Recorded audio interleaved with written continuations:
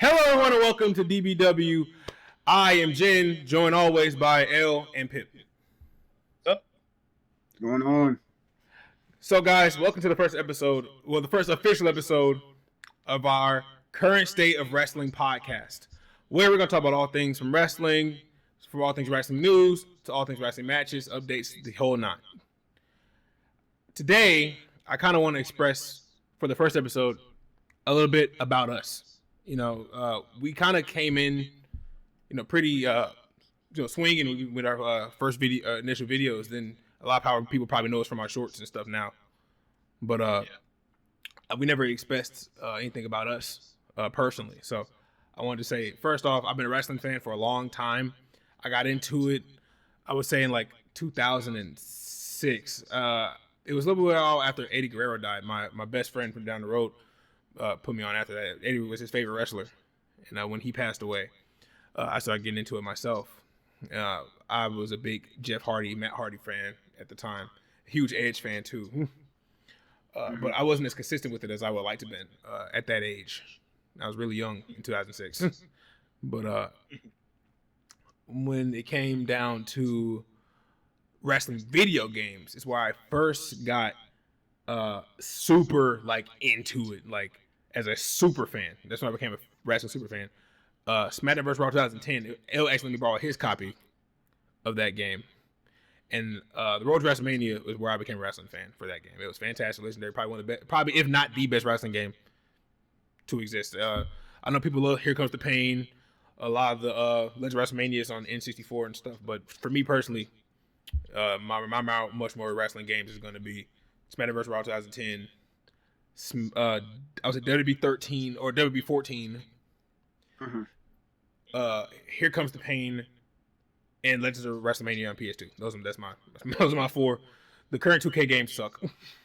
But wait, Gene. Yo, I never got that copy back. Yeah, I don't think I even know what that copy is. It might be in my granddad's attic. Yeah, by borrow you mean take for perpetuity. Yeah, I just took it. Yeah. Yeah. Borrow now, return never. It's how it is, man. Appreciate you, man. I'll get you another. Tell somebody to donate or something. I'll get you another copy. I need my SmackDown versus Raw reparations. Yeah, man. But I really believe that wrestling is an art form. It's such a skill to do. It takes so much to not only learn, but to execute consistently over and over and over. Learning how to do a move is one thing. Learning how to do it safely and consistently without injuring yourself or your partner is a whole nother story. You have to really appreciate everyone who steps between those ropes in that squared circle, because they all take a major risk just stepping in there every week. So let's just appreciate them first and foremost. Put their lives on the line for entertainment. Absolutely. L, if you would like, I'd like you to tell me a little bit about how you got into wrestling. Some of the things you remember about as a young wrestling fan, and how you got back into it. At the same time. Well, I started paying attention to wrestling in, I think, 2007. I think SmackDown vs. Raw 2007 was my first wrestling game that I played. It was super fun and immersive. And I remember just I couldn't wait to go home to play it. I used to play it for hours, all night. I used to get in trouble by my mom. I used to be playing it all day. But John Cena was one of my favorite wrestlers. I remember when I was a kid, I used to cut up socks and used to have this armbands and on my arms and on my shoulder. My mom was mad at me because I was cutting up socks. I used to want to be like Jeff Hardy. I used to be downstairs in the basement doing swantons, almost hurting myself. Yeah, man, wrestling was a huge thing for me as a kid, and it's honestly been my identity for a long time, and I don't really know what my life would be like without it, to be honest. So what made you feel like you really wanted to put your own hand in the ring, proverbial ring per se, when it comes to wrestling and wrestling content and wrestling media? I just don't enjoy the the current state of wrestling content, I think it's too negative in nature, and I also think that it's too reactionary. Mhm. I think that sometimes you just need to sit back and enjoy the show for what it is, because this is people's lives and their livelihood, their jobs, and I think that sometimes it gets taken a little too seriously, and it's a lot of stuff that we don't know behind the scenes of the business. And as fans, we just need to enjoy the product. Either watch it or don't. Okay, That's no, just my take. that's definitely taken. We'll definitely get into that more often later down to the podcast. But for Yeah. now, I want Pip. He's the newest wrestling fan here among the three of us. Yeah. I believe he started watching back in late 2021. I believe either November, December. We watched WrestleMania 38 together. Yeah. We did. I believe that was your first wrestling product that you actually got when I believe Sasha Banks versus Bianca Belair was the Yeah. Yeah. yeah. Yep. Yeah, that was it. That's But, that's I've when we always- first got into wrestling to watch the first one, and then we started watching consistently in February 2022. You sure? Yeah, I thought it was July of 2022. no. Vince stepped down in July. We were watching before then. Yeah. Yeah, but I don't think we're watching consistently every day because of the. I don't situation think- with You were. me. Yeah. Okay. Pip and I Yeah, were watching back in February, especially like when I was working. We would watch it like over stream and stuff. Okay. Yeah. So he and I would definitely watch it in early 2022. We watched it for a few months until Vince ended up stepping down. And Gotcha. you started watching around that time, or I think around April, or May, when we started watching consistently at home. And Yeah. and I remember we talked when the announcement came through that Vince was stepping down. I remember the weeks of that drama. He kept coming out and addressing the audience, and we were definitely like, he doesn't care at all, Right. Yeah, but Something interesting to watch in real time. yeah. So we saw the Triple H era happen from start to where it is now, and there's been a lot of mixed reactions about that, and we'll definitely get into that as well. But guys, I want to thank you guys so much for tuning in for this podcast, and we have a lot of stuff to discuss, and I hope you get some perspective from what we understand about wrestling, and maybe we can show you a different way of thinking about it, or maybe if people want to chime in the comment section, please tell us. You can change some of our opinions if possible. I'm always looking for more perspective, and I think I speak for both of my colleagues here when I say that. Most definitely. Yeah. Just having a community to discuss things with is some of the best things to do among Yes. people who enjoy something. Yes. As So long as we keep it respectful. of course, Obviously. let's keep it respectful. There's no need for things to divulge into negativity, especially not on DBW, and especially not on the Current State of Wrestling podcast. Yes. No. Keep it positive no matter what.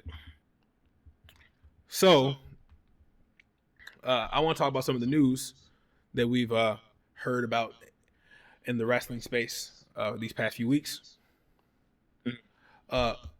Today, based from the wrestling news source, we have officially confirmed Carlito's departure from the company. Yeah. I want to say thank you, Carlito, for everything you did for WWE, and I hope wherever you land somewhere comfortably and pick it up where you left off. He should. Wrestling is bigger than it's ever been. Honestly. That's true. There's so many places Yeah. now. Like if So many places he can go, so many faces he can spit in. no, they're not being cool. Exactly. He'll always be remembered for that Braun Breaker spear. It was a work of art, Carlito. that was a work of art.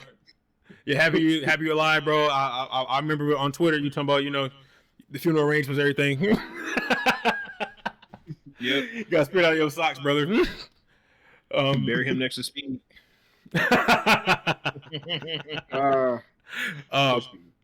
Also, we this week started the King of the Ring tournament for Night of Champions in Saudi. Yes. Yep.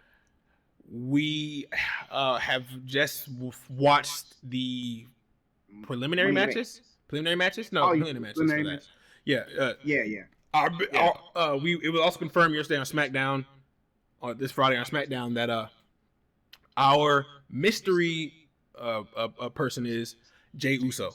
So Adam Pearce on his Instagram or his Twitter, I forget which, said that whoever was to lose the world championship match would have been the person to go into the tournament.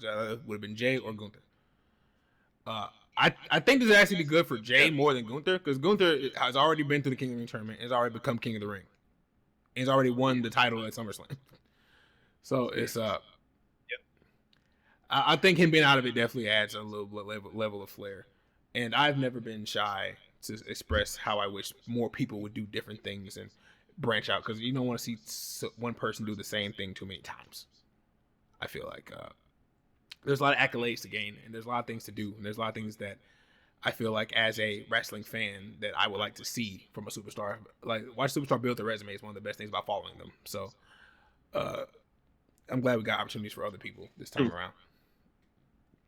Do you guys have any comments about that?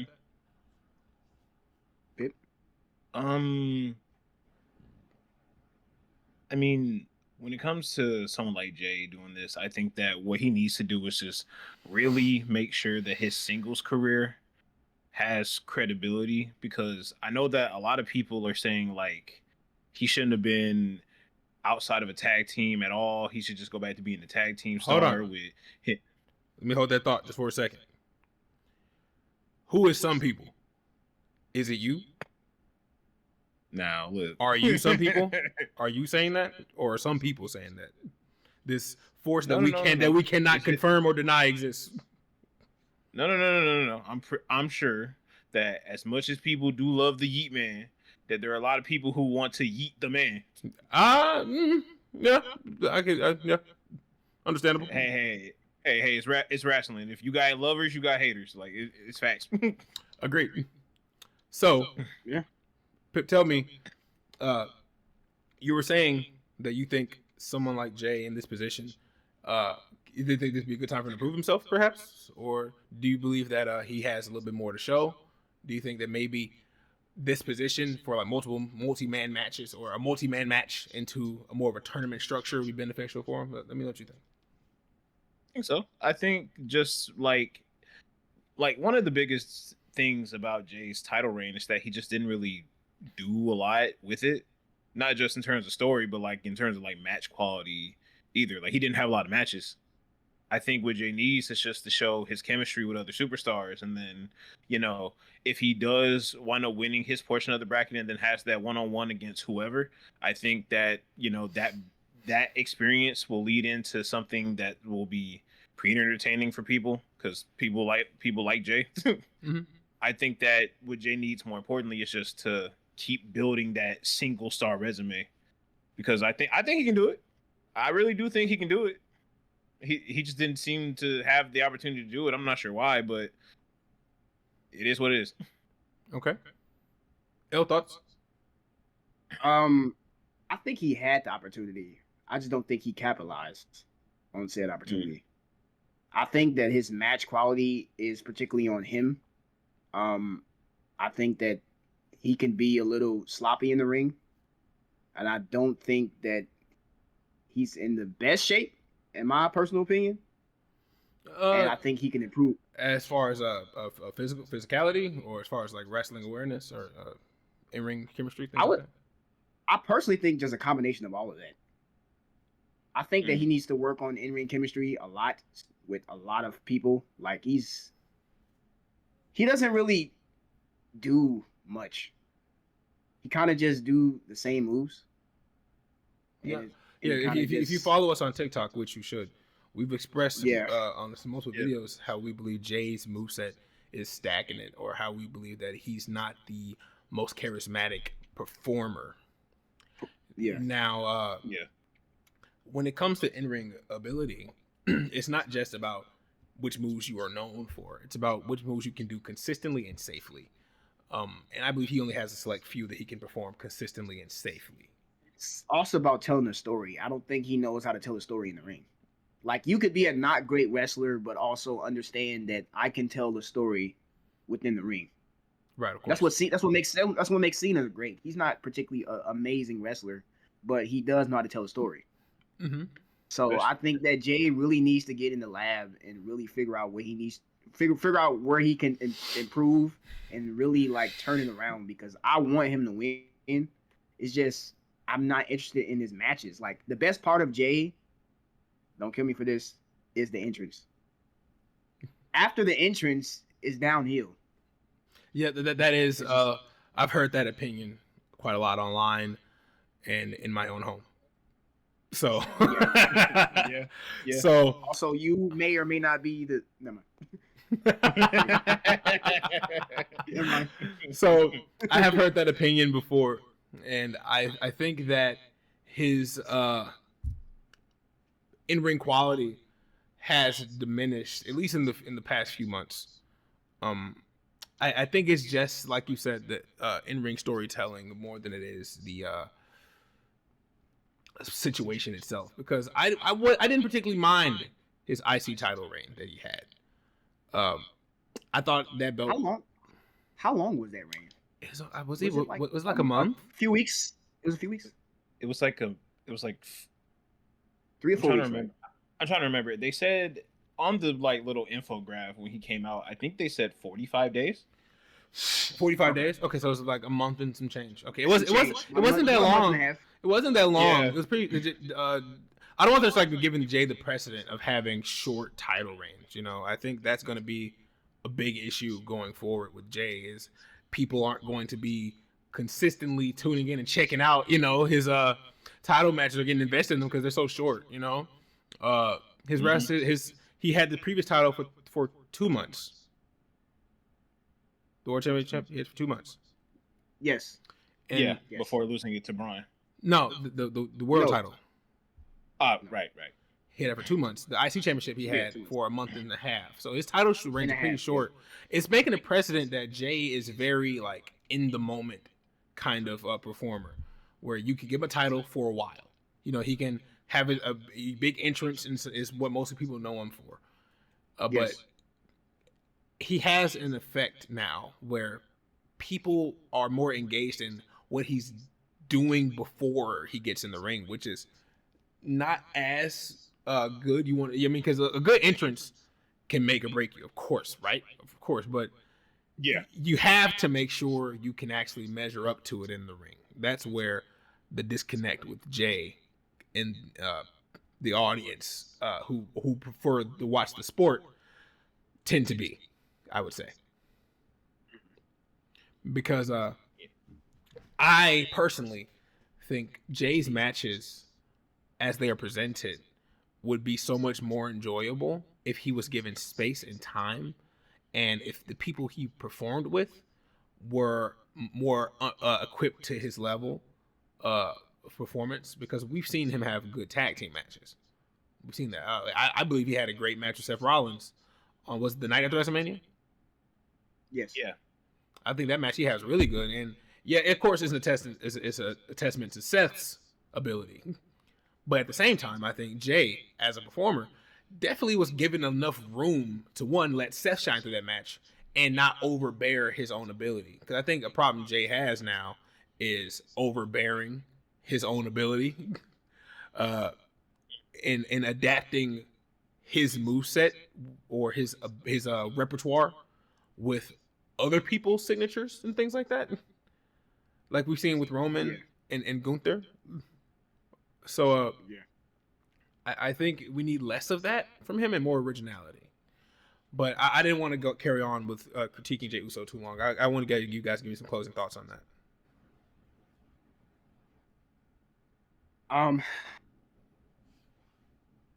I want Jey Uso to get everything he needs to be successful. I want him to have a special back, or however long his career is going to last. I want him to have a special career and I want him to really prove the doubters wrong. Even myself, I'm one of the staunch doubter. I don't believe that he has what it takes, but I want him to prove me wrong. Oh yeah, most definitely. Yeah. I would love to see you succeed more than anything else. And but it's a personal thing.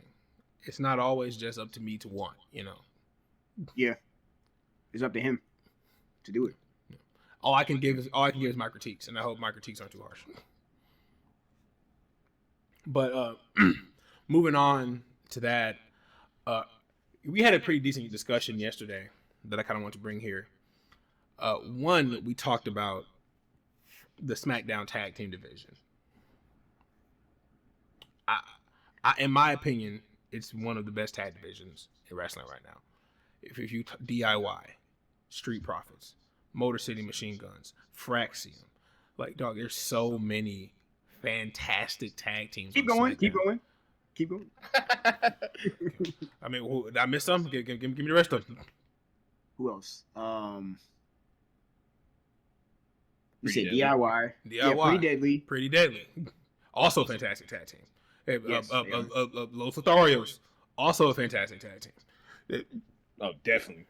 Yeah, but look, and who do we just get? We just got the Y6. And Yeah. we also could get Jimmy Uso and Ray Phoenix, maybe. They cooked when they worked together. They could. Yes, bro. Like if the Usos get back together, Ray Phoenix and Jimmy Uso tag team would go crazy. I swear to God it would, bro. Trust me.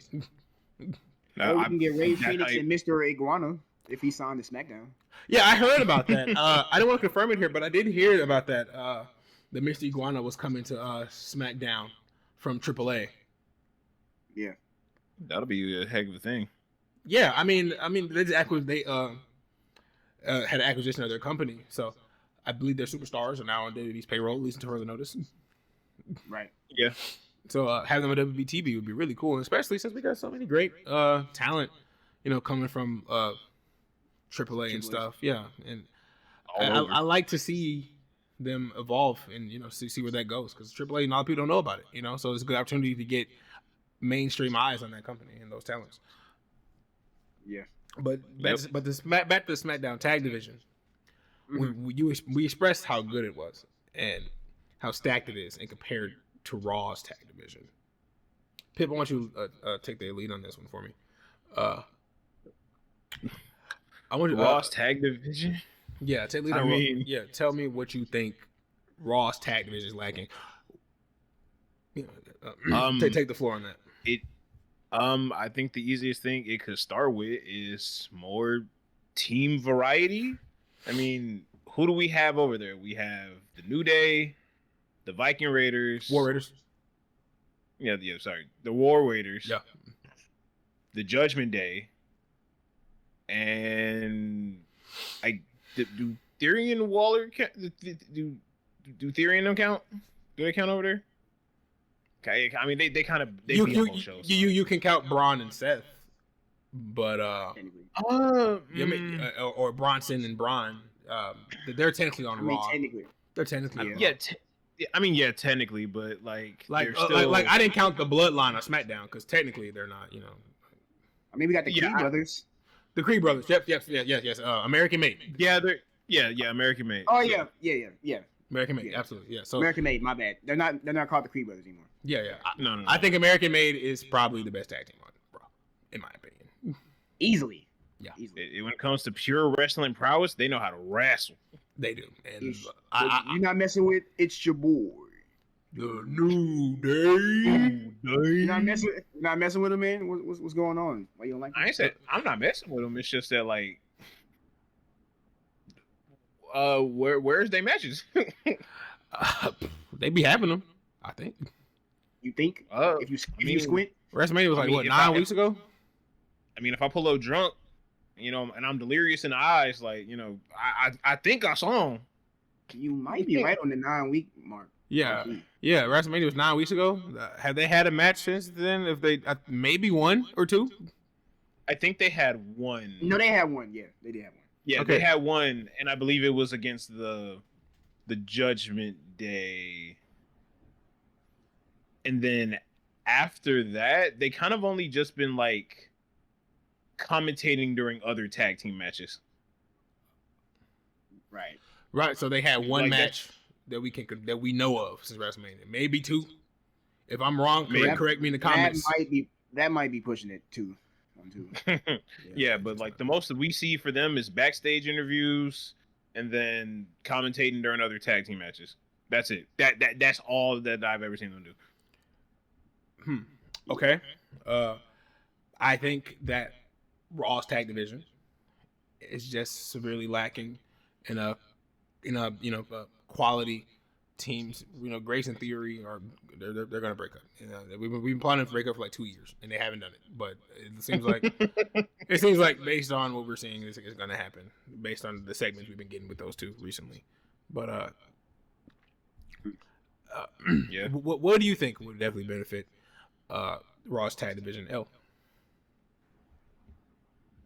Well, firstly, I think they need to actually be on TV more. I think they need more screen time, for one. I feel like they just get like scrap segments or scrap TV time to do. Like they don't really have. Like SmackDown actually gives their tag division is just due. Like Raw, they kind of just we focus on the main card, and then everything else just comes after.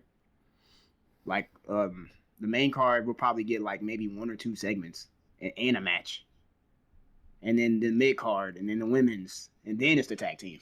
It's like a pecking order, and they're at the bottom. So I really do think they just need more time, and they need more compelling tag teams. Like they only have like 2, and that's War Raiders and that's American Made. Like I don't really care about the New Day at all. I think they really, I mean, they did have a good, I guess 2-3 weeks when they were officially turning heel for the first time.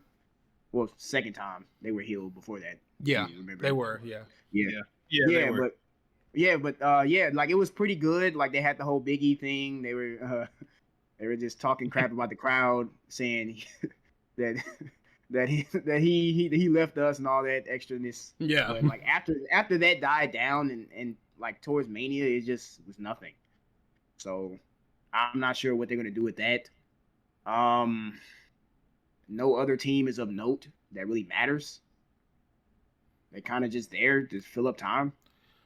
Yeah. No, in my opinion, no tag team on Raw has like a story going on outside of like either like if it's someone like the Judgment Day or American Made. Like for American Made, it's like what's Chad Gable doing? Other than that, like they're not doing anything. If it's the Judgment Day, like what is Finn and Dom and Liv doing? Like nothing else really. Like there's no story for the tag division over there. Like on SmackDown, everyone kind of like knew each other beforehand, and then they just started beefing and then started fighting week after week. Yeah. And like even at the bare minimum, it's just like there's nothing really to like SmackDown's division is so good. Like for their tag teams, you remove the tag team belt, they still got good stories. They still got good matches. But let me hold you there. El, do you want to interject on a statement he made earlier? No, keep going. Okay, great. Continue. Like if like Raw's tag team division, they just need like someone to really just put a fire in their butts, like light something. Like everyone's so individualized in their own little bubbles and circles. Like nothing feels connected. Nothing feels like large or like like what's X gonna do to Y, and like unless it's in their own respective groups. Like no one's really doing anything, and I feel like that's a big detriment to essentially teams where like the whole point of teams is like teams interact with other teams. I wanted to make a quick point. You said something that I really agree with, and you said that there are no stories that are revolved around the title. Like in SmackDown, I swear to God, you could genuinely make an argument that the SmackDown WWE tag team titles are the most prestigious titles in the company. Literally, every team is willing to throw their life on the line for those belts, to the point where they have to make a clipboard about who deserves a title shot next, and why. They're throwing themselves through ladder matches. They're putting themselves through TLC matches for these titles, man. You know what I'm saying? Like the guy who has those titles, literally everyone's after you at all times. Who are the Raw Tag Team Champions? Exactly. The New Day. Exactly. The New Day. Come on, man. It didn't even matter. It didn't even matter. Legend. First off, the belts are ugly. Nah. Please. First off, the belts. No, those belts are garbage. They're ugly. That's the first thing. They're ugly. Like the less they're on TV, the more I hate to look at them when I see them. But the Smackdown Tag Team Championships, like the WWE Tag Championship, they are very, very prestigious. They know how to make their tag division really good over there, and I need more Pretty Deadly. What happened to New Catch Republic? Weren't they on Raw?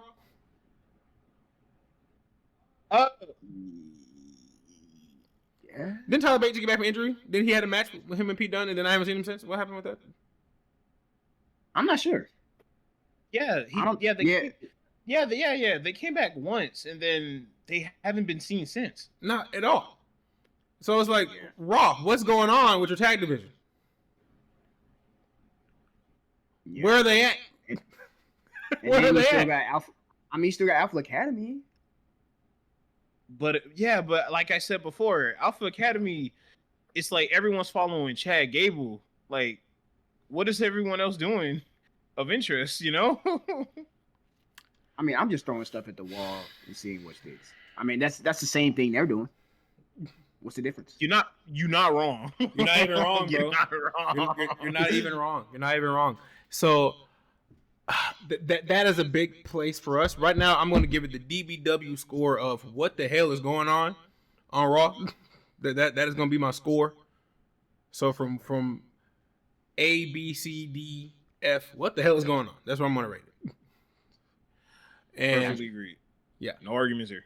Now, we also had another discussion that I thought was pretty important that needs to be addressed on a public forum, because I haven't addressed it since around Mania, and we're 2 months removed from that. I need to address it a second time. And Ella, why don't you take the lead on this one? Why isn't Tiffany Stratton doing it for you? Pip, please should interject when, after Elle, opens the room for you. Of course. Okay, I don't think Tiffany does it for me because I don't think she has charisma. At least as a face. I don't think she really understands timing and crowd work. She kind of just relies solely on her catchphrases, and she doesn't really know how to get in and out of her catchphrases. It's kind of predictable in the way she does it. And I also think that she doesn't really have anything to say. Like, why is Tiffany important besides it's Tiffy time? What is her story? What is she trying to get you? How is she galvanizing you to support her? Besides she looks pretty and she can wrestle. What else? Right. Do you think wrestling in and of itself is not enough of a prerequisite to be interested in someone's character or consider them charismatic? No. I mean, I don't care how good of a wrestler you are. It's always important to have good character work and to be able to cut a promo. Understand. That's what sets you apart. That's what sets you from being a top-notch performer into being a next-tier superstar. Understandable. Understandable. Yeah. I think I can agree with that sentiment.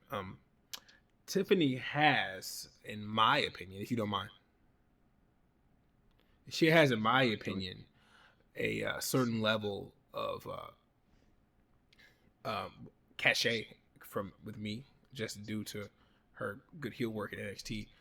And I think she's just another example of a superstar that's best during the chase. But once given the opportunity, they don't really know what to do with it beyond that opportunity being given to them. Because what is Tiffy doing other than just having the title? I feel like she would be better off still chasing after Nia Jax as the world champion. I feel like Nia fit more I thought comfortably. Nia fit more Yeah. comfortably in the role as a world champion. She was believable. She was dominant. She made me believe that, hey, no one probably could beat her for this title. You know, based on how she presented. Especially her character work. Agreed. So I think that Tiffany just doesn't have that championship aesthetic or championship aura about her that I think a lot of superstars who are more qualified do. And not to say that she's not a great wrestler. She is a great wrestler. But where she loses me personally, and maybe some people in the audience agree with me on this, she loses me at her inability to consistently deliver her character. Not just mic work, not just charisma, not just in storytelling. All that falls under character work, and she doesn't deliver on that. I'm not sure who Tiffany Stratton is. And whenever she gets a mic, I'm not learning more about her. That's kind of the same sentiment I said. Like, why do we care about you besides you're pretty? Yeah. What do you have to offer us? Like, what is your story to share with the audience? How can we get behind you more on a personal level? Or even just like not even just like on a personal level, just like, I mean, personal. Of course not. We don't know as a person. No. I know, not like personal.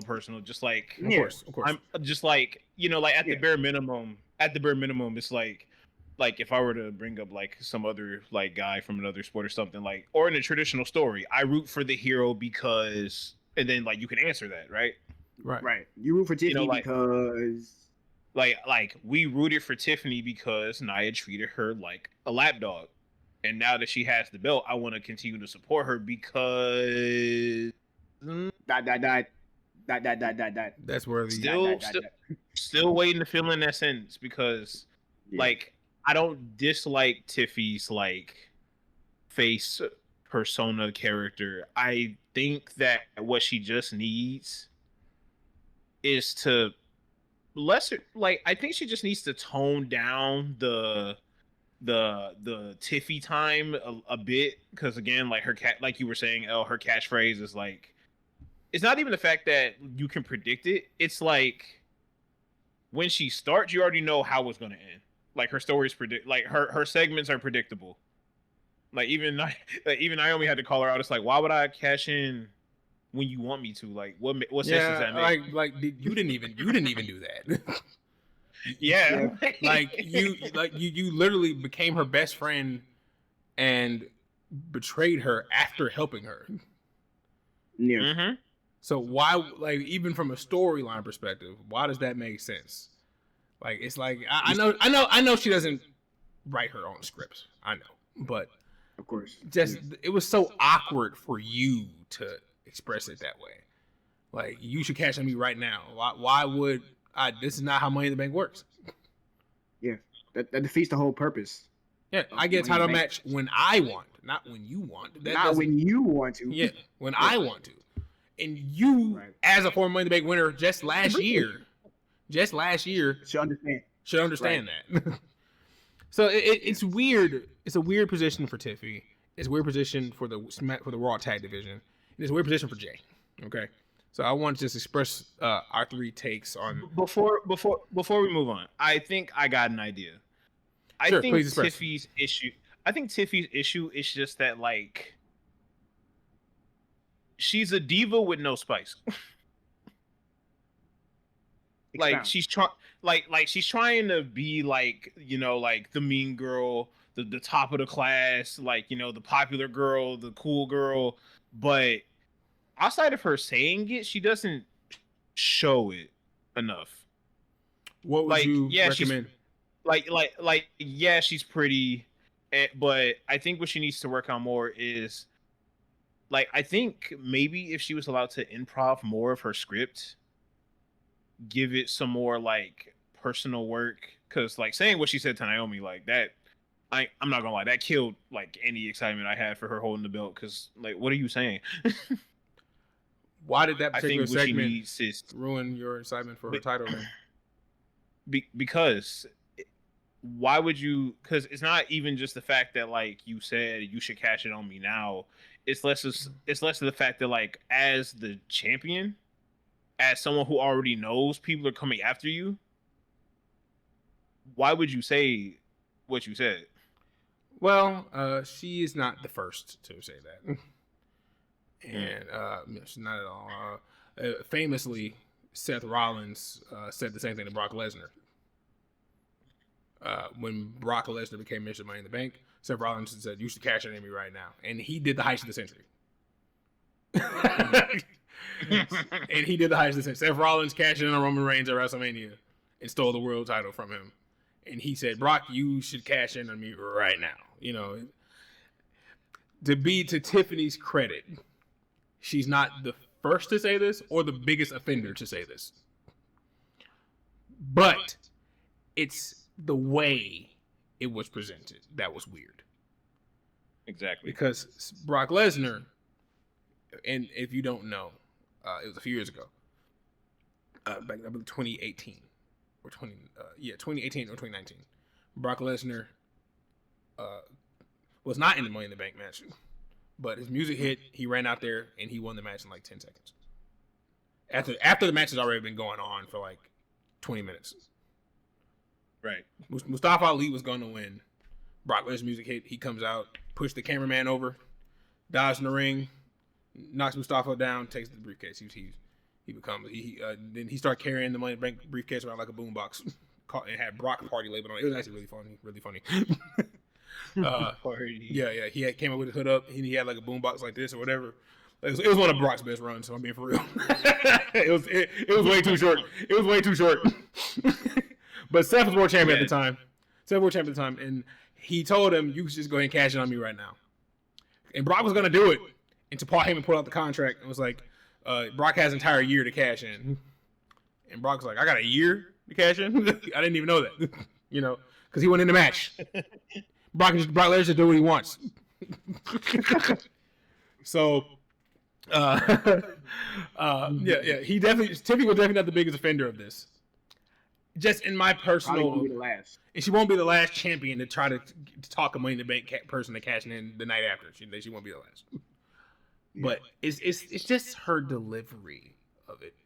It just sounded so strange coming from you when after winning Money in the Bank, you became best friends with the champion. Brock and Seth weren't best friends at all. They weren't best friends.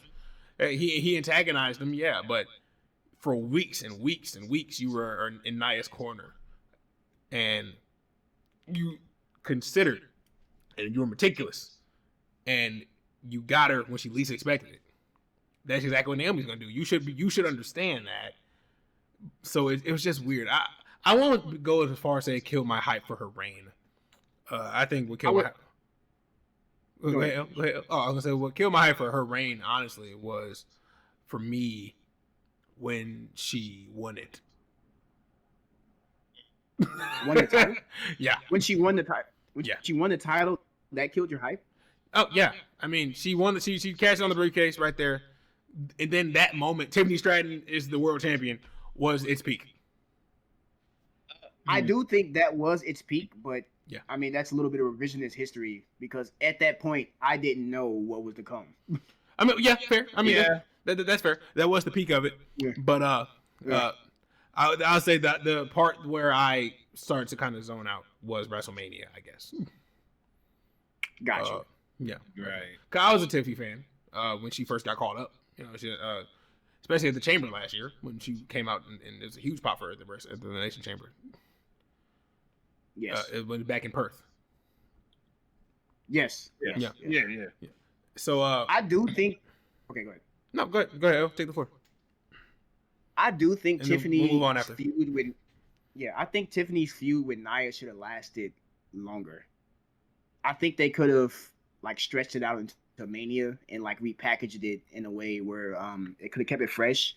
Maybe you could have kept the whole Candice LeRae thing going. They kind of stopped doing that. I thought that Candice LeRae was really gonna do something with Nia Jax, but they chose to split it up. After Yeah, I thought it was working pretty well. Like Candace finally had a role. It seemed like, and I know now she has a role with her husband. Yeah. You know, but before that, she did like I felt like she was finally getting her footing on SmackDown, and I'm kind of disappointed because I didn't really care for the Charlotte and Tiffany match per se. I do think Charlotte was still coming back from injury, and it was a little sloppy at some points, and the feud did seem a little rushed. It's like I said in the past that I felt like a microwave feud. They just put it in the microwave real quick, hit 30 seconds, and finished it because they didn't really build it at all. It was kind of last minute. Yeah. And I felt like the Nia, yeah, and I feel like the Nia and Tiffany one had so much story and background that they could have kept it going. That's just my point. Yeah, I would agree. Tiffy and Nia was definitely a bigger match and more engaging than the Charlotte feud. But Charlotte won the Rumble, so she was automatically owed a title shot, regardless of anything else that went into that. I made it clear on this show before where I sit with the current state of the Royal Rumble. Also, just because you win the Rumble, do you have to go for the main titles? Can't you go for a mid-card title? I thought we wanted to give the mid-card title more prestige. Like, why not? I don't know why not. Like, the IC Championship is just as important, if not more so important, than any title on Raw.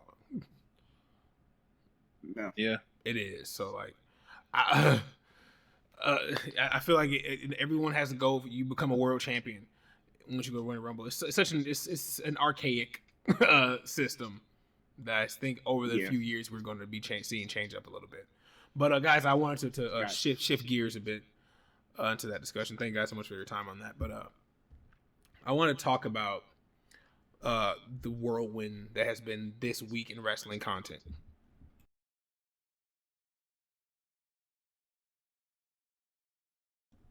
This week we experienced the first Raw after Money in the Bank and the first SmackDown after Money in the Bank. Both shows, I would say, were pretty good. Pretty good shows. There are some misses, for sure. There are some misses that aren't nearly as good as the others throughout the week. So for a good Raw and a good SmackDown back-to-back, that I can just say it was completely wild, right?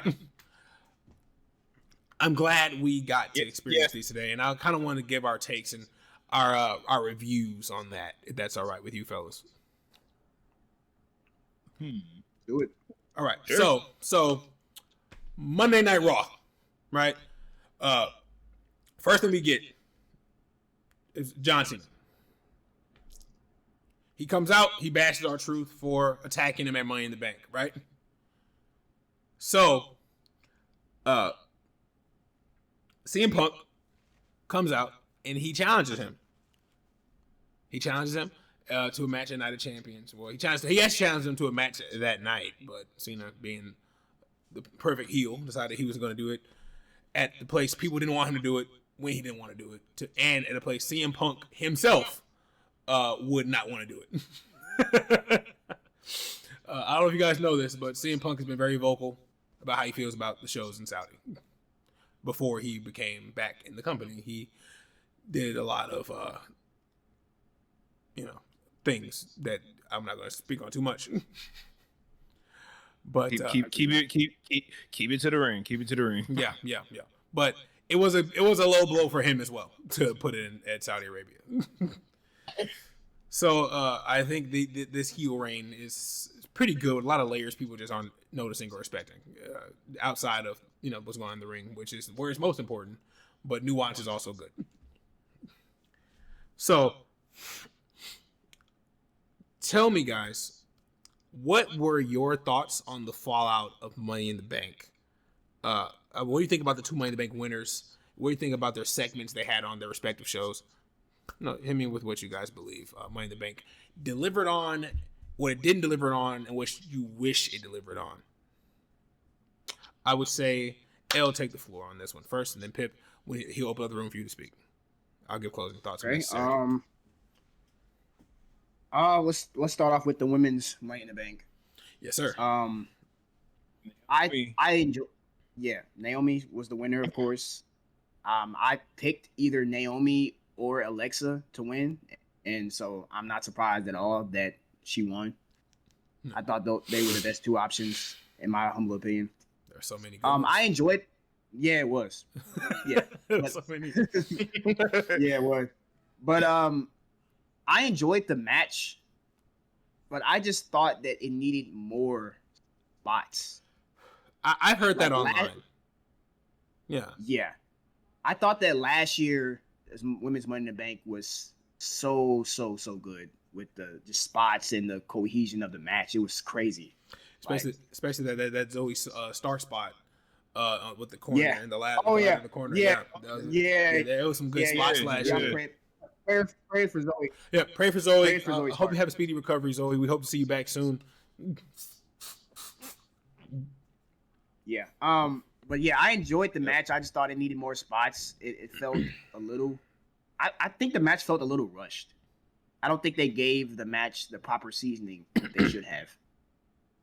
And so I would give that match probably like a B, maybe B minus. Any objections to that? I see what you're getting at, especially towards like the latter half of the match. It did feel like they were just kind of trying to get everything out of the way, so Naomi could get the briefcase. And like I thought, me personally, I when I was watching, I was like, oh, she's grabbing it. Oh, she got it. That's it. But I do say, like, I think everyone who was in that match performed top notch. It was nice seeing everyone, especially Alexa, since she hasn't been back. She finally back, consistent wrestling, great character work, great seller. She's a great talent. But Naomi definitely will benefit from this because, like, I'm already loving her character work. I think that me personally, I think if they play their cards right, there's something going on that Naomi can have with Tiffy, with Nia, maybe. And we already know how she feel about Jade. Agreed. Yeah, most definitely. Even Bianca. Mm-hmm. I think that's the big one. Oh yeah, especially Bianca. That is the big one. Naomi has been doing some really good character work on Twitter regarding Bianca. Bianca's not currently on television, but I think that Naomi and Bianca is going to be a very big one. I actually think that could lead to WrestleMania. Didn't Bianca come back a couple weeks ago for the Tennessee show? She did. Her fingers still broken. Yeah, but she was there. She was there. She's not back full time. She's not competing right now. Okay. Yeah, gotcha. Yeah, she came back to say hi to hometown, but then like she hasn't been back since. Yeah, gotcha. So, I think that what we got or what we're getting with Naomi is going to be really solid, like Pip was saying. And Pip, if you don't mind, I'd like you to expand upon that a bit more. And like, what are you saying about Naomi? You have any critiques about her so far? Not really. I think the way how she's been booked has been pretty good. Like she shows up, she talks her talk on Twitter, but I think especially with her going back and forth with Jay, like they really love getting under each other's skin. Like you can tell that they gonna fight. But I also think that she also puts someone like Tiffy in a interesting position where she's like, oh crap, like Naomi bringing her end game, I got to be my end game. And Tiffy's already popular, and I think that she could have a good feud with her as well. Nia is self-explanatory. Nia is like SmackDown's best women's heel, in my personal opinion. And but Naomi, like she's crazy, and like crazy characters do crazy things. So it's just a matter of just seeing where she goes. And now she has something as strong and powerful as a briefcase. And considering everyone is gunning for Tiffy right now, like no one's safe. No one's safe at all. Because we have to consider the Money in the Bank briefcase is such a great concept, and then they made it even better with the King of the Ring concept. You win the tournament, you get a main event SummerSlam. That's a great, like, SummerSlam feels more like WrestleMania. King of the Ring is the Royal Rumble to SummerSlam's WrestleMania. You know, It's actually better. I actually like the King of the Ring tournament better than the Royal Rumble. Can I ask you why that is? If you don't mind me asking, Pip, Because the floor. Okay, yeah, because I believe that instead of having basically we kind of already know who's gonna win. Like for the most part, we know who's gonna win a Royal Rumble. It's only maybe a couple guys, realistically. But the King of the Ring tournament, it's matches in between, so it feels like anybody could win. Yeah, technically. So it's more of everyone gets a fair shot, and we don't really know what's gonna happen. Yeah, I mean, we got our first 2-night SummerSlam this year. Bro, that's gonna be so good. So we already got so many different things we could do and discuss, and we'll be right here to talk about that. So make sure you subscribe to this channel to not miss any updates. This is a weekly podcast. We be here every week, every Sunday, Saturday. Be here every weekend. We will drop a new episode of this podcast, and I want you guys to understand that King of the Ring as a concept is as good as it's ever been. Back then, when you won King of the Ring, you got the crown. You got to be you get to be a king character. Yep. You get to be King Woods, King Booker, King Nakamura, King Corbin. You get to be a king character, and you get to have the crown. That was it. Now they're presenting it so much better than they would before. That it's such a big breath of fresh air. Because King of the Ring is a concept. I was worried it was going to be on his way out. Me too. But now they've evolved it into such a bigger thing that I'm just so excited to see it every year. Like, I prefer the King of the Ring tournaments over the Money in the Bank qualifying matches. Just because of the stakes at hand. You know, like, the Money in the Bank, you get a triple threat match, and then you decide who gets to be on the ladder. King of the Ring is tournament, fatal 4-way match. Then you got 2-on-2 prelims, and the final match of that thing, then you become the King of the Ring, where you go on to face at SummerSlam. That is a golden ticket, essentially. Hey, Jen. Yeah. Yes, sir. How do you feel about the King of the Ring tournament versus the Royal Rumble aspect? Okay. If I believe that the King of the Ring tournament is a breath of fresh air, I believe the Royal Rumble is hydrogen monoxide.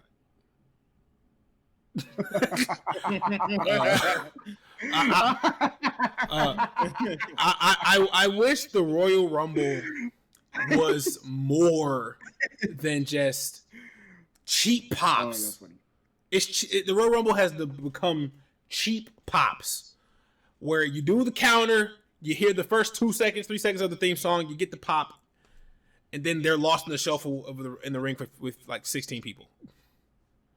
Yeah. So like you're not watching your favorite superstar in these matches anymore. You're watching your favorite superstar's entrance. That's the best part of the Royal Rumble.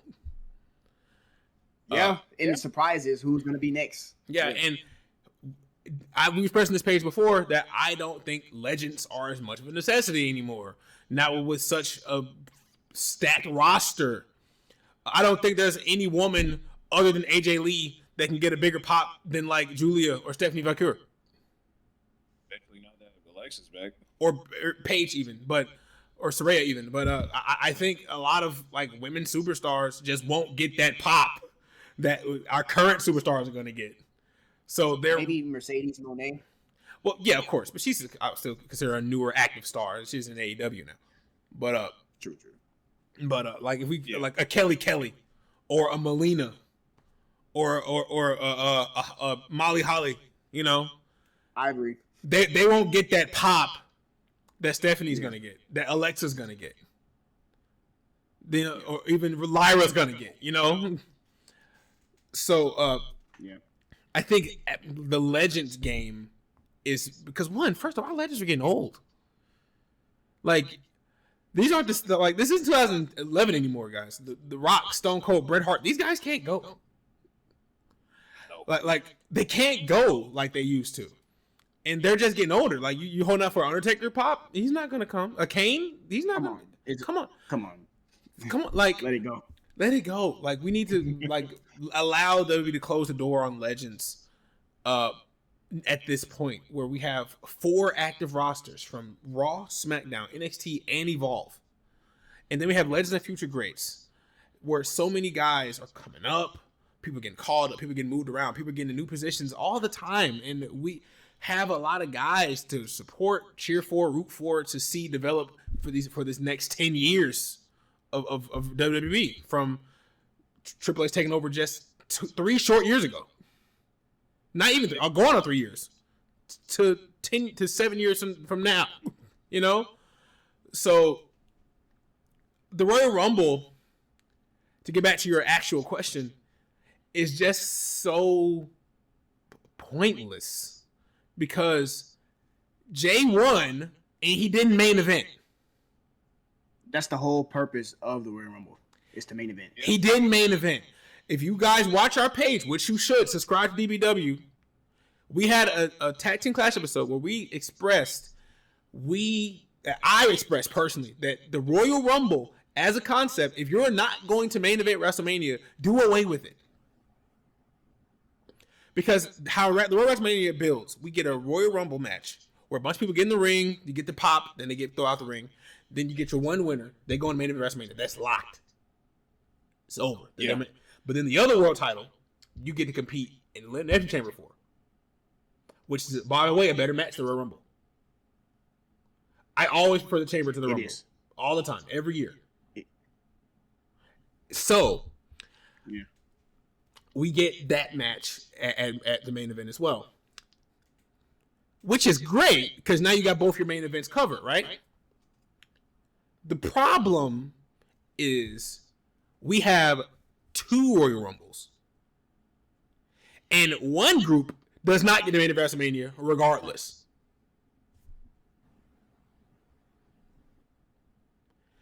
So, why does that group need a Royal Rumble?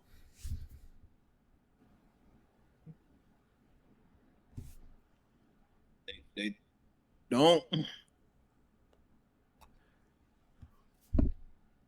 Yeah, so it's unfortunate that we have to sit through that, and and I don't mean to bash the Rumble. I know you guys love the Rumble. I don't mean to bash what you guys love. Okay, that's not what I do here. But I will say things that might make your throat itch, and it's all right. Okay? The Royal Rumble, as a concept, is nearing its end without some sort of freshening up or like they did for King of the Ring. It's possible. It's possible to do. It's not impossible. But 30 guys coming out of there and just getting through over the ropes and then have their entrance pop, it peaked with Edge in 2020. In 2020, it peaked with Edge. Edge came out, biggest pop in the Royal Rumble you'll ever see. And that's where it's peaked. It has not surpassed that yet. And it won't ever. It won't ever. Okay? The Royal Rumble needs to be shaken up. What's up, Bill? Good times. I'm just reminiscing about that moment. Sorry. Oh, yeah. No. The Edge return was fantastic, man. It was, yeah, when Edge first came back, it was, man, yeah. But I almost teared up a little bit. So, guys, I also want to get back to what we were saying earlier a bit about that. I hope I expressed my opinions about the Royal Rumble adequately. Do you guys have any questions or thoughts on it? No, you did a good job. I agree with the whole Royal Rumble versus the King of the Ring. King of the Ring sentiment. The King of the Ring is just such a fresh idea, and it's pushing the narrative like higher. Yeah. And the Royal Rumble is just stale and stagnant. It's antiquated and outdated. That's what I mean. Gotcha. Antiquated and outdated. Yep, there you go. That I can agree to. But man, I want to Put that one out of there. I want to get back to our thoughts on this week's Raw and SmackDown. And I think we've danced around the elephant in the room enough. We should discuss the events that happen post main event to this Raw. So, let's just say a certain individual went outside and the collective of the wrestling community went the hell off, to put it lightly. Guys, what possessed them to get that angry? There are hundreds of superstars. But they got that furious, guys. And I feel like it was so misplaced. I feel like it was a psyop almost to test that made by WWE to test how people would engage with that scenario. Because I'm hearing a lot of stuff. It was a work. I'm hearing that it was not a work. I'm hearing that so many different things coming from different sides. And I just think, guys, just watch the show. Just watch the show. If you guys weren't so angry about this, it would have felt better. You know? The return would have felt better if everyone wasn't so mad about it, you know? Because we got the news that he was gone. I'm like, oh, that sucks, you know? Let's move on, right? And then he returns, and then, oh, okay, it would have felt so much better. But it felt like almost vitriolic in a way. Like you were owed his return. And if you didn't get it, it would be so much drama. And drama, like Elle is saying, is killing wrestling discourse. How can we talk about things in a way that's easy digestible for new fans, but also understandable for old fans as well, that can bridge a gap? How do we do that if everyone's up in arms all the time about everything? It has to stop. It has to. Guys, take the floor. You want to go ahead, Pip? I'll try. I mean, Okay. passion. People get. I don't know. I'm I'm new to all this, but I mean, it just seems as though when things happen to such a degree where people just, like, kind of reminds me of the whole Cody situation when bro came out and just said, "Yep, The Rock can have my match." Yeah, that's a different situation entirely. I mean, see, a different situation or not, like, same results happen, same thing happened. I'm seeing they made a decision. A lot of people got mad, regardless if it was a work or not. Like, people are going to feel a certain way. They did a good job rebounding it for sure. Yeah. It like work, no work, regardless. Like if the goal was to get a reaction, you got your reaction. Yeah. That's how I'm gonna look at it, and because I'm not finna invalidate how anyone felt, not finna invalidate Completely nobody. fair. Like, we're all people. We all want to feel like everything is worth our time and our value and our money, whatever, et cetera, et cetera, et cetera. I think it's just that, I don't like, like, we shouldn't be making no threats. We shouldn't be doing we shouldn't be trying to attack people or each other. I think that, for the people who were upset and then went about it in a cordial manner, the chants in the crowds, the signs, that I'm okay with. I mean, people were chanting for CM Punk for how long? Until he came back? 10 years. Every day. 10 years straight. Right. And I mean, and when I say 10 years, I mean 10 years straight. They did it all. It was a meme to do that at that point. Yeah, it was. Yeah. Like, people break it down and trying to deflect the CM Punk's chants became his own thing. Yeah, we're like at this point, I don't care about CM Punk. I don't want Punk no more. He came back. Oh my god. But I'm happy he's back. I'm happy he's doing stuff. It's just just watching it happen in real time was crazy. I don't think I've ever seen any kind of vitriol or disdain for a company like that before. I was surprised. I knew that Truth was a lot of people's favorites. I knew that he got a lot of good reactions from the people he worked with. Pip, I hate to cut you off. You're making a good point just now, but you said something that I had to completely disagree with. He was their favorites. He was not people's favorite.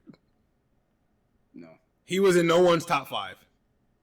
He was in no one's. He was no one's favorite. He's in no one's top 20. No, he was no one's favorite. They might pretend now that he was. They might like the novelty of his segments, but he was no one's favorite. Yeah, but he was no one's favorite. Like, I liked him, but was he my favorite? No. If you ask me what my favorites are, my name is going to start from AJ Styles, Cody Rhodes, Randy Orton. We can go for a week before I get to R-Truth. Years. He was no one's favorite. That's why I felt as though it was performative outrage rather than genuine outrage. Because they felt like R-Truth's been here a long time, so therefore he deserves to be here forever. That's not how this works. It's just not. It's just not how. We're not owed anything in this lifetime, but death and taxes. That's it. Let's start there. Let's start there. And also, like, just because you've been in the company for years, like, first off, it's a new regime now. Yep. Like, Vince McMahon was the regime of old. Now this is Triple H's regime. So and TKO. His standard and TKO's regime. So the old standard is not the new standard.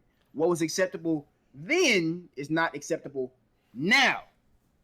What you were doing then doesn't matter now, because what have you done for me lately?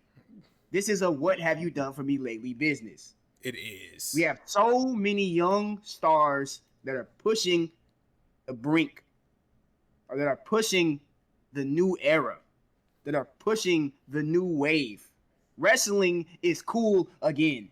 Yes, it is. It hasn't been cool for a long time. It has not. A long time. It has not, because the wrestling is so focused on the past rather than worrying about who's going to come up in the future. There was no one to cheer for in 2015 other than Daniel Bryan. Nobody. People hated John Cena. People hated Roman Reigns. It was literally Daniel Bryan. That's it. You can take your pick now of who you want to cheer for. You can splash the New Day in there a little bit. You splash them too, especially Big E. Especially Big E.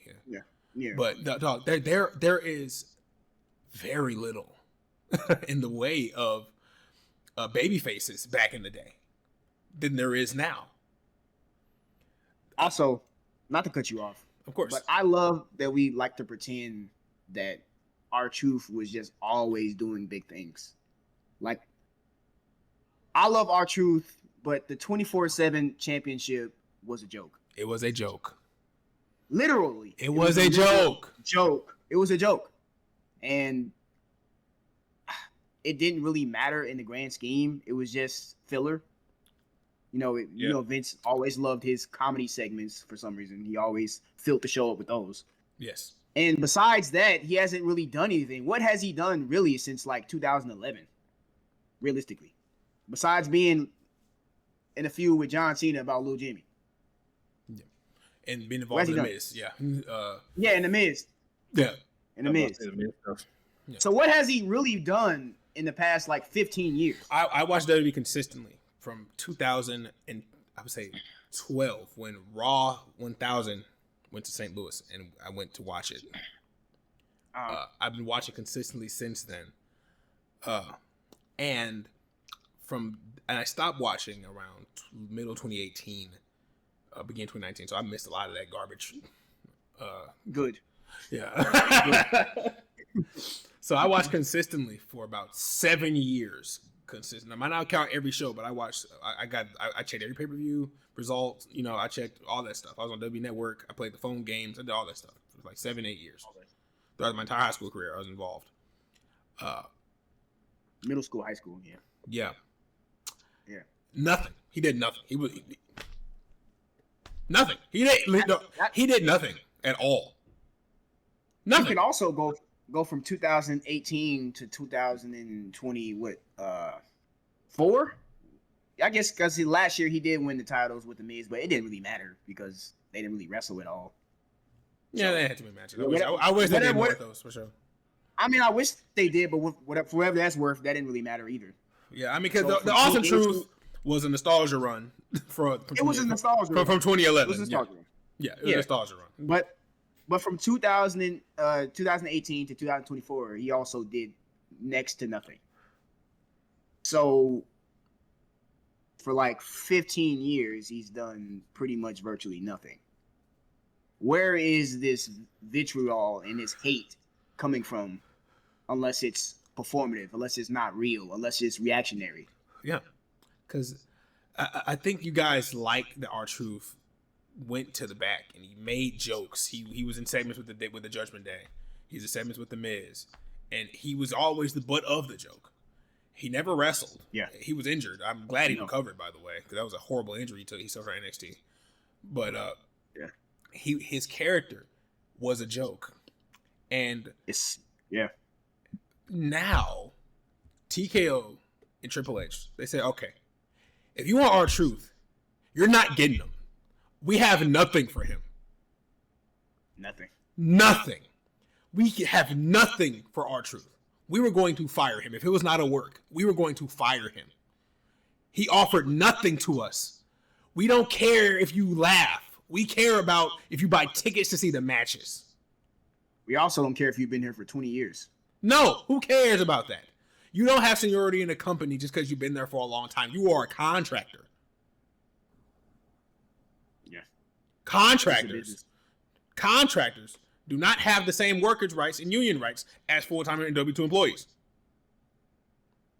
So this is why they work. Yeah, this is why they work full-time. They get benefits.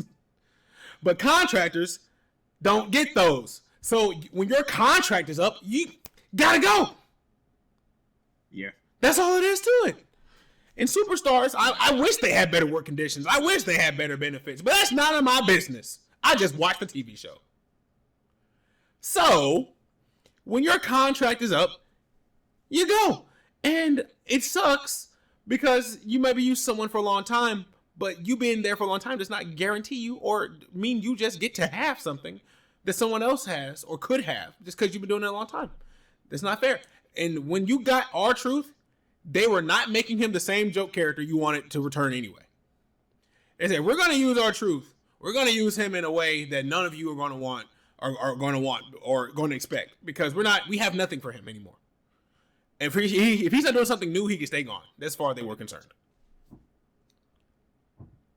Again, if this was not a work, you all just didn't get psyoped into just being mad about something because it's just that easy. You get mad about stuff like that. It's so fast. Like that's why I don't even be on Twitter anymore. That's why I don't check out outside of our comment section. I don't care what you guys are talking about. So if you want something to reach Jen, L, or Pitt, man, post it in our comment sections because other than that, you're not going to see us talking about it. Dude, for the first time in a long time, I actually care about R-Truth outside of making a joke. Bro, the Ron Killings character is so long overdue. Dude. It's so long overdue. It's like 98? Was it 98? I believe he was K-Quick in 1999. Okay. He was so in 1997 or 1998. He was ruined by Ron Killings in NWA and became the NWA World Champion. I believe he had his first TNA run or WCW run. I don't know if he's WCW actually. I don't know if that's true, but he had his first TNA run. I know in the 90s, early 2000s before he went to WWE, and I believe in 2006 or 5, something like that. I can remember the exact year because I don't remember R-Truth's early years. I don't think he was in the 2002s, 2003s. I don't know. Yeah, I'll do my research on that. If you guys want to tell me in the comments, just tell me in the comments. But I did not like the disingenuous anger and the performative outrage that went to a level above what actually was important. And now we're in a position where he's doing really good. And I'm glad he's back. Okay, I didn't want him to leave. I didn't want him to leave at all. I'm glad he's back. If he had to go, he had to go. But I'm glad he didn't. And he's doing something different. And like Elle said, I finally, like Elle expressed so eloquently, I finally care about something he's doing. And I haven't cared about anything he's done in a long time. Like, at all. It's been like 14 years since I care about something he's done. Yeah. And when he came back in Raw, and he cut his hair, he cut all his locks off.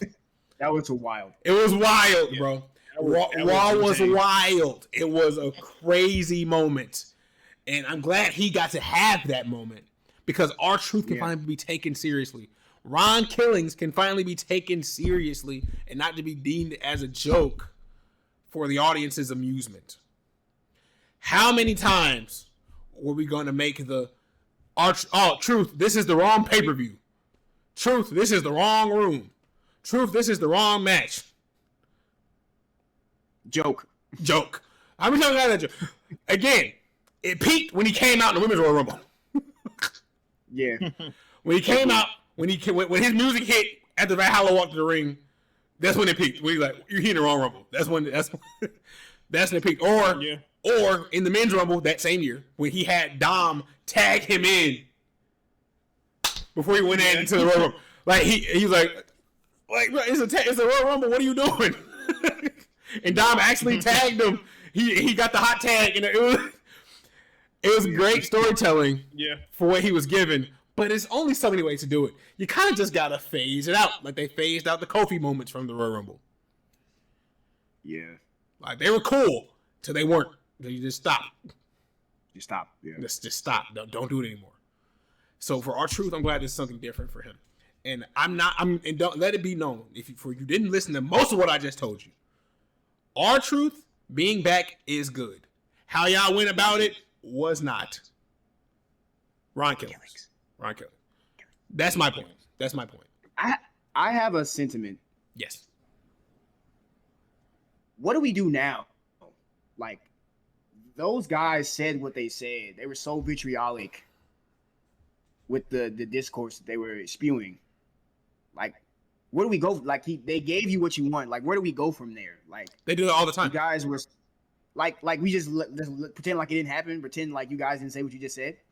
Yeah, like you guys didn't call Triple H out of his name. You didn't wish the TK went out of business. Like, you didn't do most stuff you guys did over R-Truth. The unaliving threats. Yeah, a lot of threats also. Yeah. What happened there, fellas? What was that about? It was insane. Go ahead, Pip, what you saying? No, just bizarro internet moment gonna be bizarro internet. That's how they do it's bad. It's all bad. Like I don't ever think I'd ever call someone out their name like that. Okay, look here. Unless they were the actual scumbag. DBW criminally online. Criminally. DBW is not affiliated with IWC at all. I want that to be known. We denounced them like Civ. They are denounced like it's a Civilization 5 game. We denounce you. If you agree with us, come be in DBW. We're a completely different thing. We don't agree what they talk about. We don't focus on what they talk about. We worry about what we need to worry about, which is what goes on television and our opinions and our groups that we like to talk to. That's all that matters. The internet has to remain unreal for us to continue to be sane. So, with that being said, Smackdown. Smackdown that just passed. Yeah. Ron Killings. Yep. Right? Bring him back into the fray. He stole the show, in my opinion. Right, bro. Like, he was hands down the best part of the show.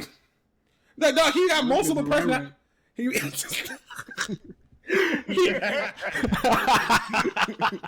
Bro, he's got. It was CM Punk surprisingly showing back up, and then it was Ron Killings. Killings. Yeah, man. Like, and also, bro, LA Knights. The STF that he put on him. Oh yeah, he locked him in that thing, bro. Oh, yeah. But bro, LA Knights getting that pop with the main eventers next to Randy, John, and Punk. Yeah, he deserved it. Cody. You do. Yeah, bro, like LA Knight. About time. He's in the feud with Seth Rollins. He's competing against big names, bro. It's time. Triple Cheese, it's time to pull the trigger on him. Give him a shot. You gave Jay a shot. Give him a shot. Come on, man. Give him a shot. So, come on. I gotta bring up old stuff, man. Why you gotta bring up old stuff? I can only express what I can express, and I express it a lot, and with the vigors of before.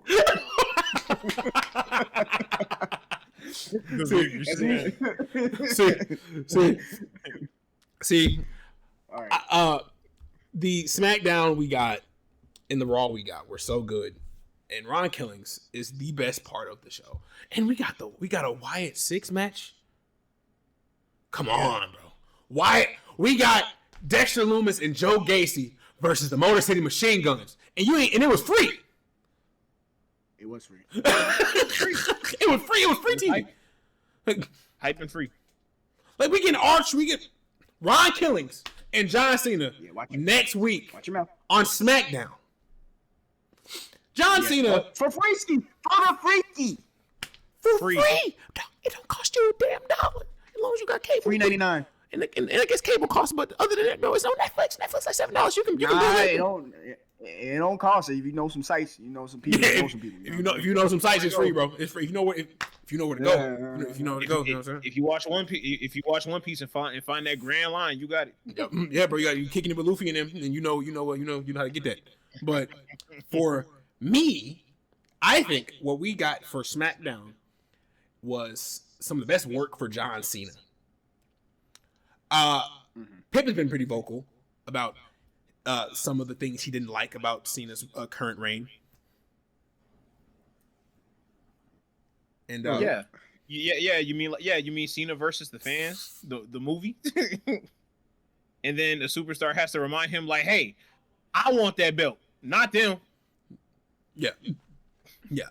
Seeing John's character, like he's like, I want Ron Killings. Like he got Nick all his face. He turned his hat backwards, and we got to see him have some genuine emotion. We don't see Cena have emotion. He just always cold, calculated, and like he's insulting. But he actually was angry. He was pissed off. Like he had something to prove. That's why I want more from a heel John Cena. Like let's sprinkle a little thugonomics on time. You don't gotta go all the way with it, but just a little bit. A little bit of that character work. Like John being all John being all like calm and collected, like that's his heel character. Like a lot of people would call it the bare like a lot of people call it like, oh, it's the bare minimum. Like it's kind of the point. He is giving you the bare minimum. Yeah. But like I feel like there's also a way to do it where you don't just come out, insult fan, superstar, talk to you, we get a match at a pay-per-view. Yeah. I can't agree with that. Yeah, like I'm happy. Yeah, like I'm happy that Ron did what he had to, pissed him off so bad. I want Ron Killings right now. And then out of nowhere we get CM Punk. Yeah. Like that was CM Punk, just surprise CM Punk moment. It was, and then I like how he kept saying the word truth throughout the whole podcast.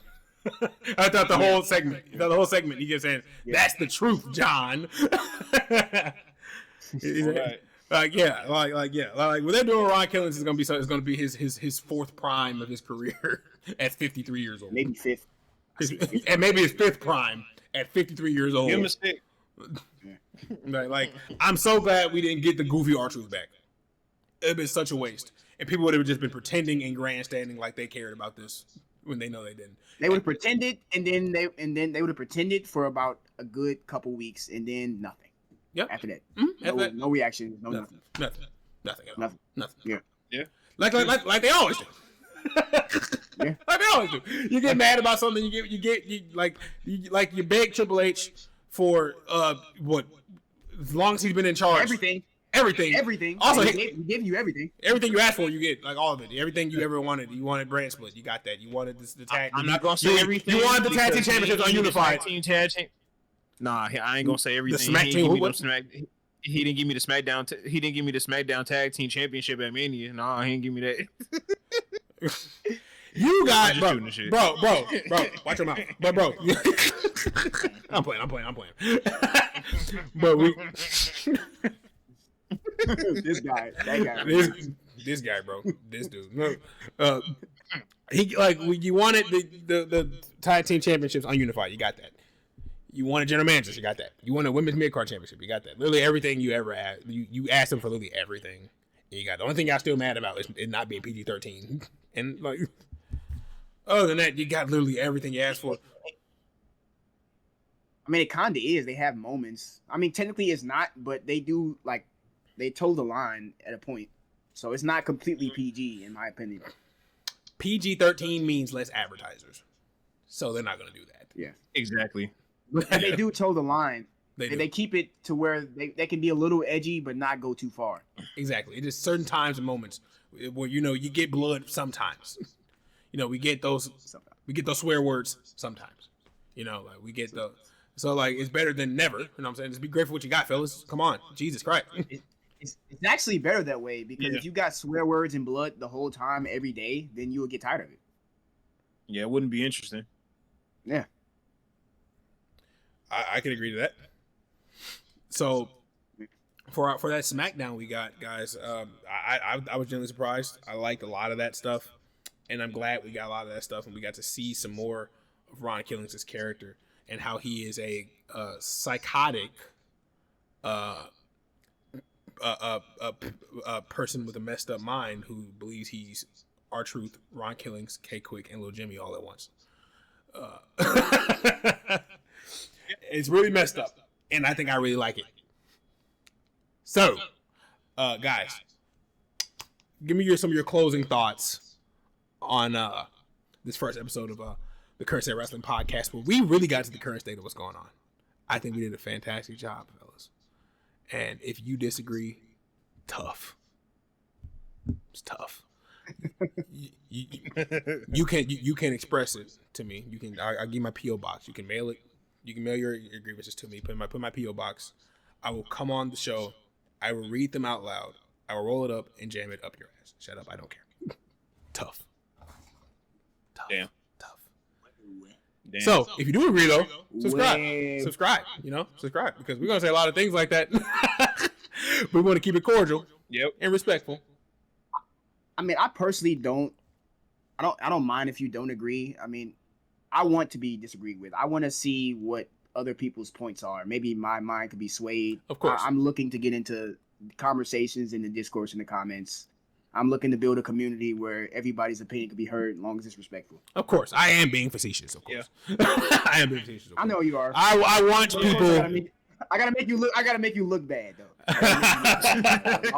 If you disagree, please tell us what you disagree about. You know what I'm saying? Like, you're welcome here if you don't agree with us. You know, if you think our opinions could be changed or your opinions could be swayed, or we would take any opinion if we believe that it's grounded in merit, and we will challenge it, or you can challenge ours whenever you see fit. So guys, please do that. And to close this off, expect more from us. First thing. This is going to be a weekly podcast. We have a lot of things to do and set up and get right. But we're going to have a lot of things coming down the list. We have tier lists coming down the pipelines, power rankings coming down the pipelines, hot takes on Twitter. We're going to be reviewing our comment section. So leave comments in this video. Leave comments on our TikTok. Go to our Twitter. Leave comments. Daybreak Dub on Twitter.